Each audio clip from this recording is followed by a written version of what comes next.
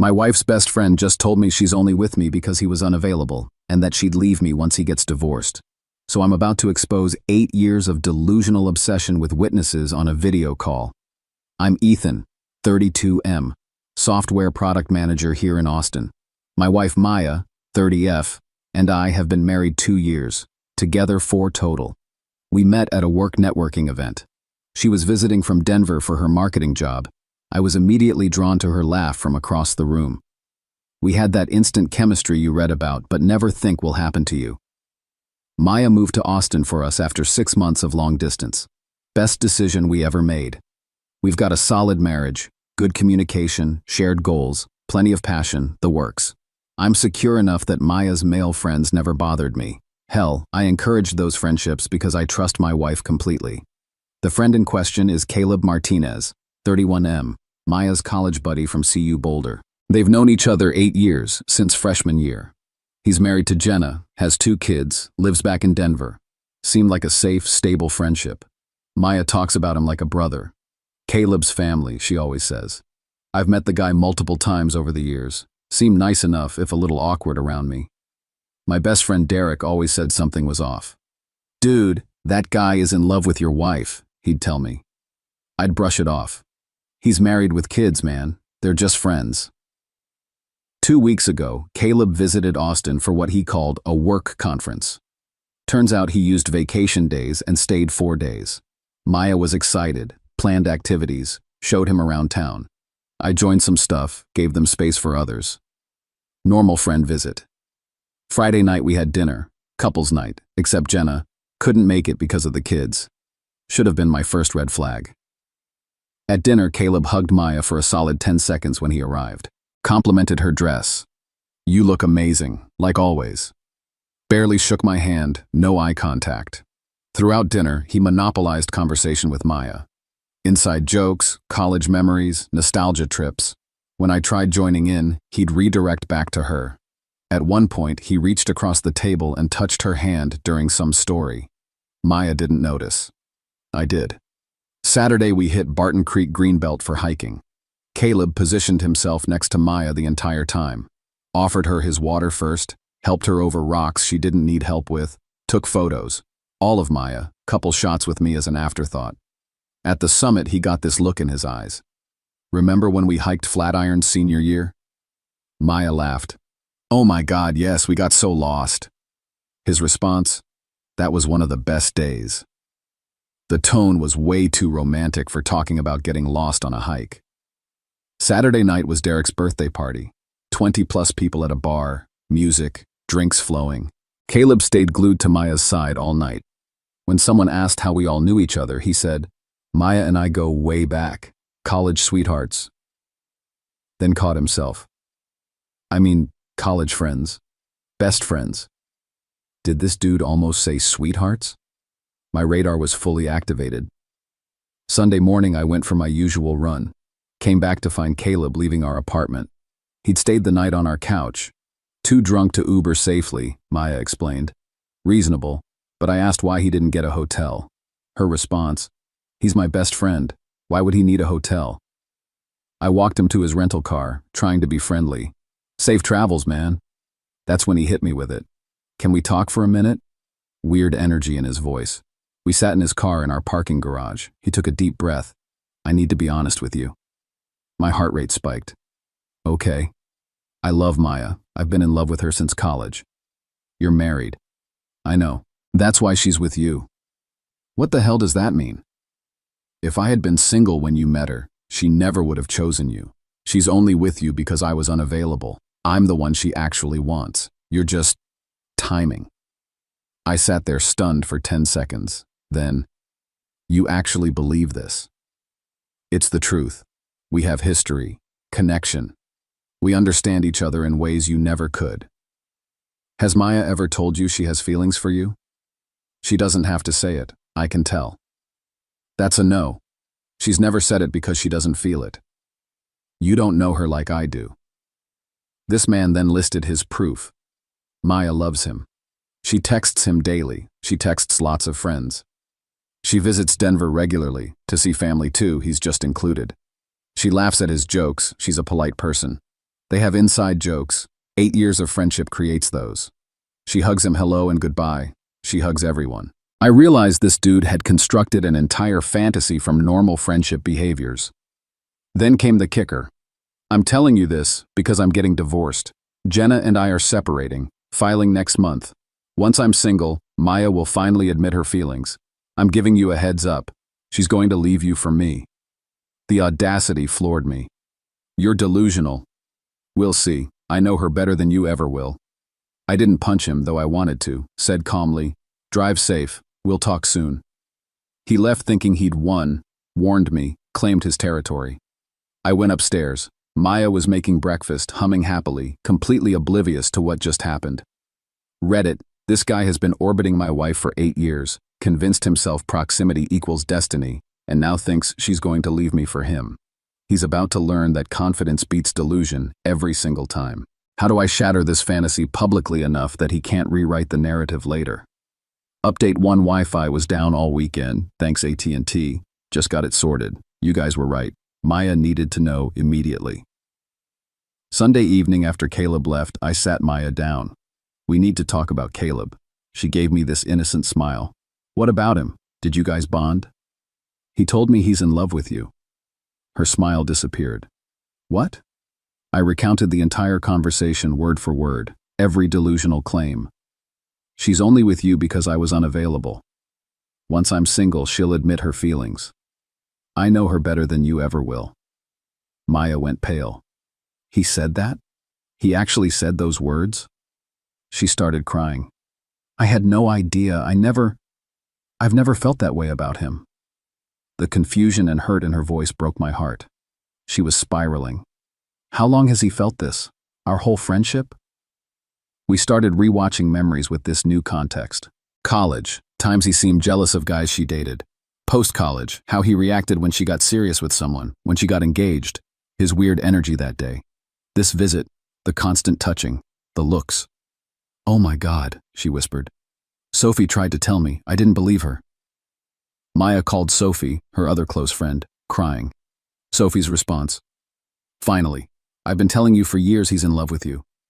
Turns out everyone in their Denver friend group knew. Jenna definitely knew. Maya was the only one who didn't see it. He's been inappropriate forever, Sophie said. We all thought you knew and didn't care. Maya made the brave move of reaching out to Jenna, asked, Did you know Caleb has feelings for me? Long pause. Yes, since before we got married. I thought he'd get over it. He didn't. That's partly why we're separating. Not the only reason, but a factor. He's been emotionally checked out for years. You're his fantasy escape.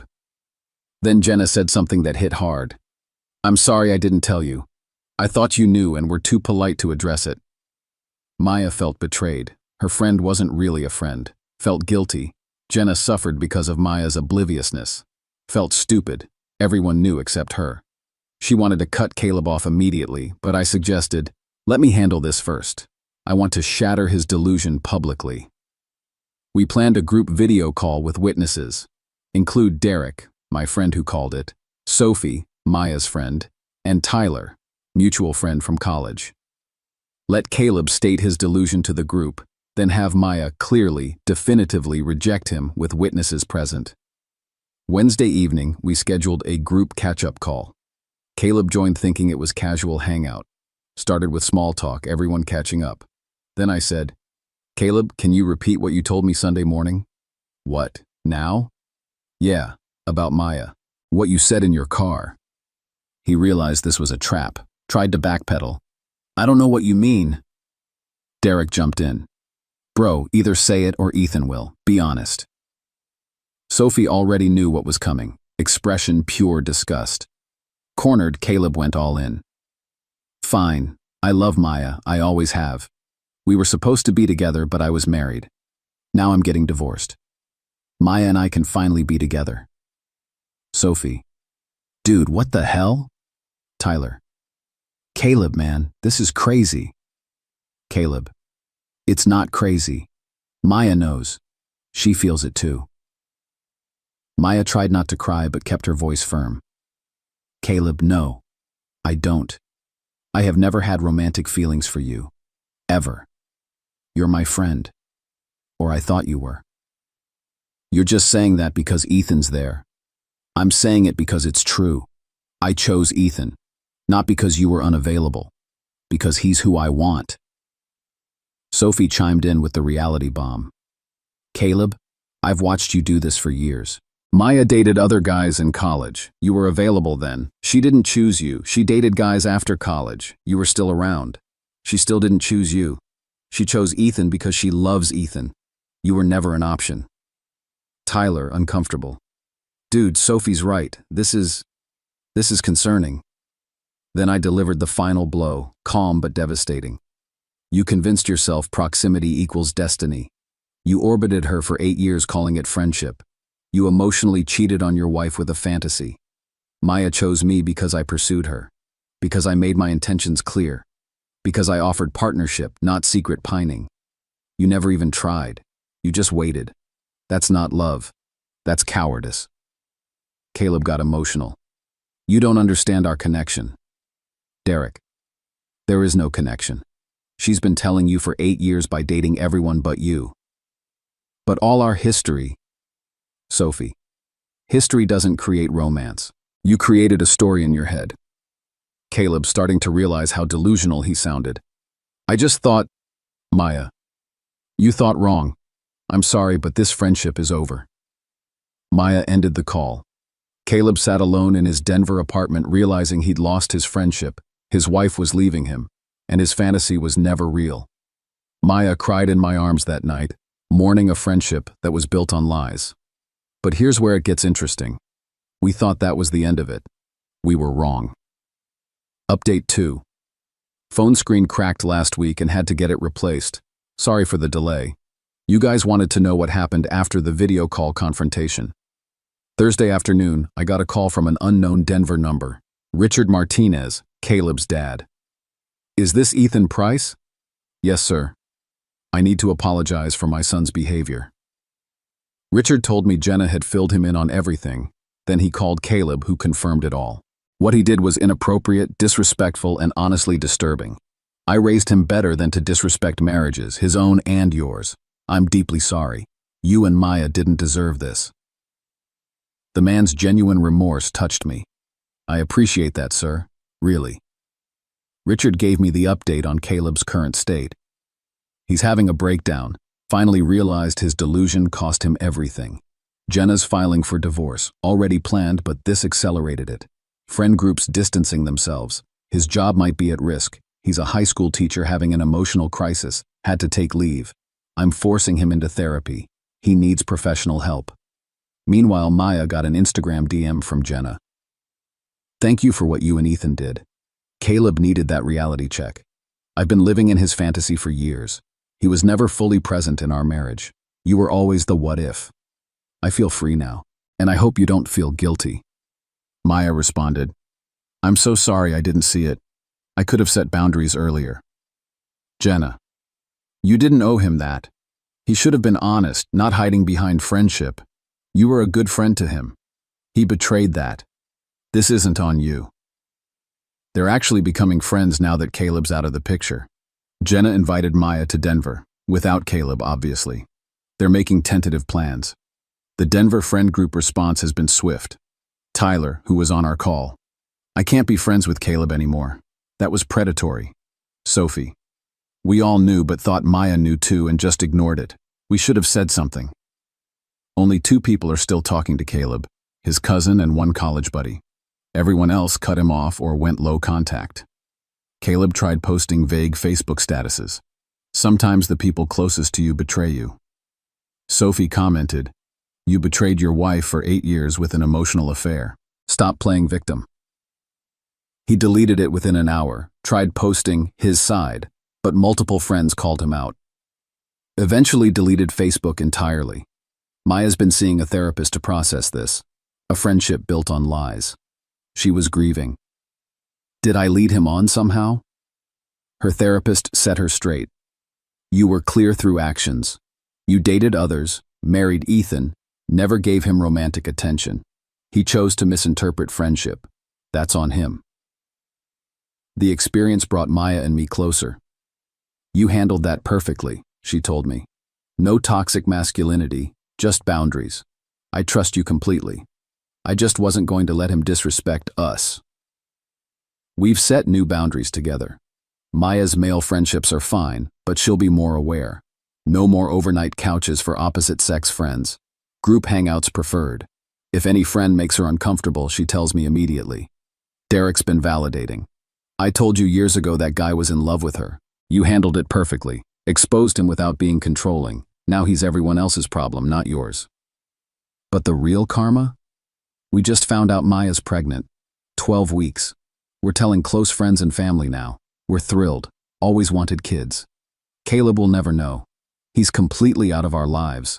Our child will grow up in a healthy, boundaried environment with real family and real friends. His last Instagram post was 8 months ago.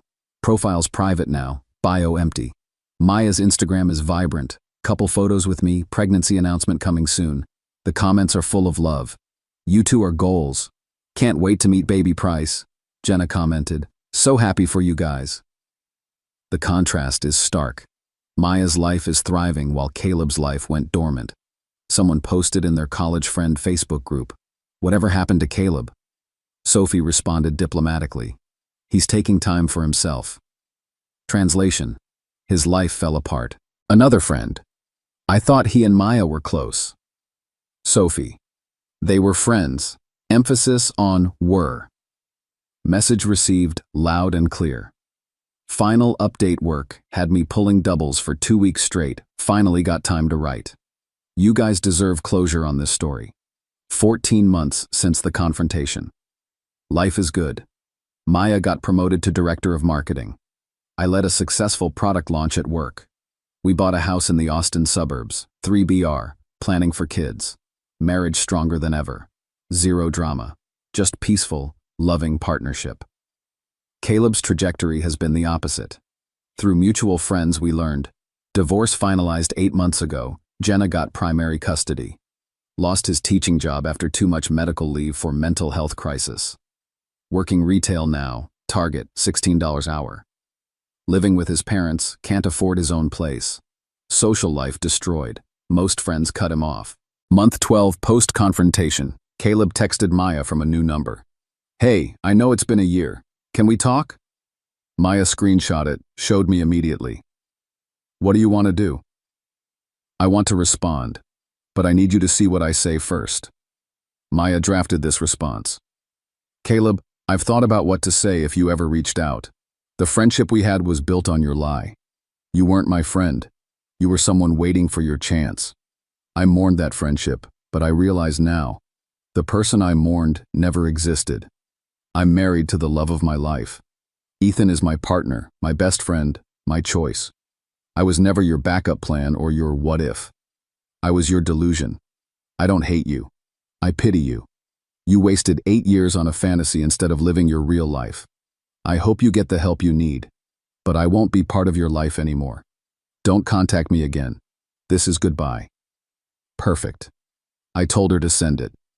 His response? "I understand, I'm sorry for everything," or "You deserve happiness." Then an hour later, "Can I at least know, did you ever feel anything? Even once?" Maya didn't respond. He texted again. "Please just answer that. I need to know." She blocked the number. That's the closure. He'll never get the answer that feeds his fantasy. Richard Martinez called me again. He reached out to Maya, didn't he? Yeah. She shut it down perfectly. Good. He needed that. He's finally starting to accept reality. It's taken a year. Therapy is helping, but he sabotaged his whole life over a fantasy. You and Maya did the right thing. Harsh truth was the only option. Jenna's been dating someone new. An accountant, stable and present. Her kids are thriving. Thank you for exposing him, she told Maya. I wasted years. Now I'm with someone who chooses me, not a fantasy of me. You and Ethan showed me what real partnership looks like. The friend group evolution has been interesting. Sophie. Best thing that happened was losing Caleb. Friend group is healthier without his weird energy. Tyler. I feel stupid for defending him for so long. He was never really our friend. We were audience to his Maya obsession. Maya's therapy taught her she wasn't responsible for Caleb's feelings.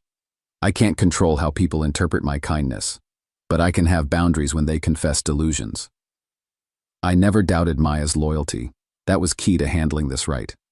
Jealousy would have made me the villain. Confidence made me the hero.